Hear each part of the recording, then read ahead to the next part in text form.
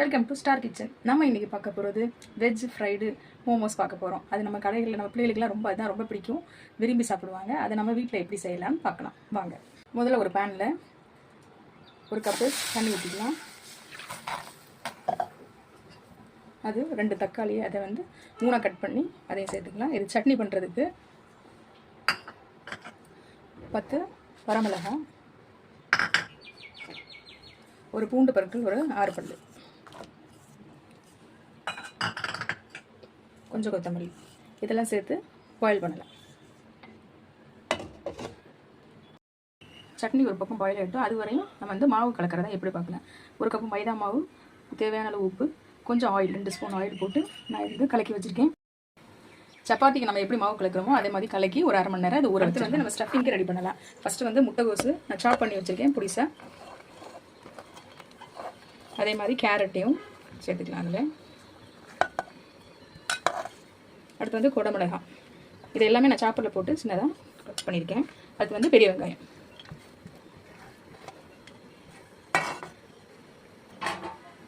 இதுக்கு தேவையான அளவு ஒரு 1/2 ஸ்பூன் வந்து உப்பு சேர்த்துருக்கேன். ஒரு 1/2 ஸ்பூன் வந்து சர்க்கரை சேர்த்துக்கலாம்.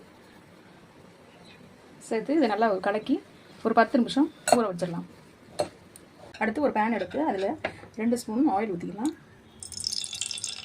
பொடியாக கட் பண்ண வெள்ளைப்பூ,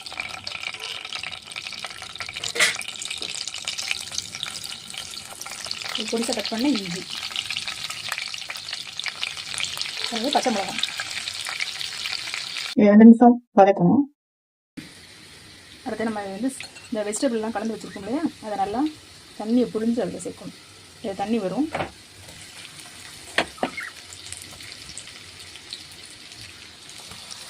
ரெண்டு நிமிஷம் இதை வதக்கணும். ஒரு 1/2 ஸ்பூன் வந்து மிளகு தூள் சேர்த்துக்கலாம். அதில்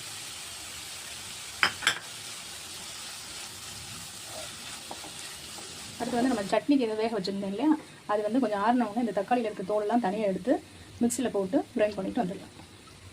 இந்த பேஸ்ட்டு அரைச்சிட்டு வந்தாச்சு. இப்போ நம்ம ஒரு பேனில் கொஞ்சம் ஆயில் போட்டு, ஆயில் ஹீட் ஆகினவுடனே கொஞ்சம் பெருங்காயத்துக்கு சேர்த்துக்கலாம். இந்த கிரேவியை சேர்த்துக்கலாம். ஒரு ஸ்பூன் வந்து வினிகர் சேர்த்துக்கலாம். அதில் கொஞ்சம் டொமேட்டோ சாஸ் சேர்த்துக்கலாம். தேவையான அளவு கொஞ்சம் சால்ட் சேர்த்துக்கலாம். ஒரு 1/2 ஸ்பூன் வந்து பெப்பர் வந்து சேர்த்துக்கலாம். உங்களுக்கு தேவைன்னா காஷ்மீர் சில்லி கூட இதில் சேர்த்துக்கலாம். நான் இன்னைக்கு கலர் இருக்கிறதுனால நான் சேர்க்கலை. இது ஒரு 2 நிமிஷம் நல்லா இது கொதிக்கணும். கொதிச்சா நம்ம சட்னி ரெடி. இந்த சப்பாத்தி மாதிரி திரட்டிட்டு ஒரு மூடியை வச்சு ஏதாவது டிஃபன் பாக்ஸோ ஏதோ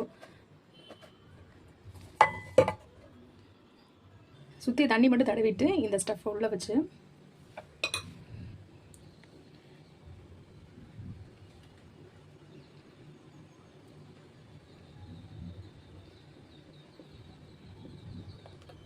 இந்த மாதிரி உங்களுக்கு எப்படி ஷேப் வருதோ அது மாதிரி.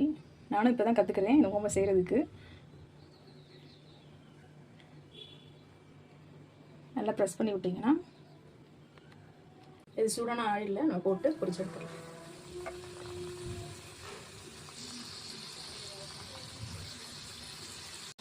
இந்த மாதிரி கோல்டன் கலர் வந்தோடனே நம்ம எடுத்து சர்வ் பண்ணிக்கலாம். நீங்கள் வேணால் ஸ்டீமிங் வேணால் கூட பண்ணிக்கலாம். என் பிள்ளைகளுக்கு எல்லாருக்குமே ஃப்ரைட் தான் பிடிக்கும், அதனால் நான் ஃப்ரை பண்ணியிருக்கேன்.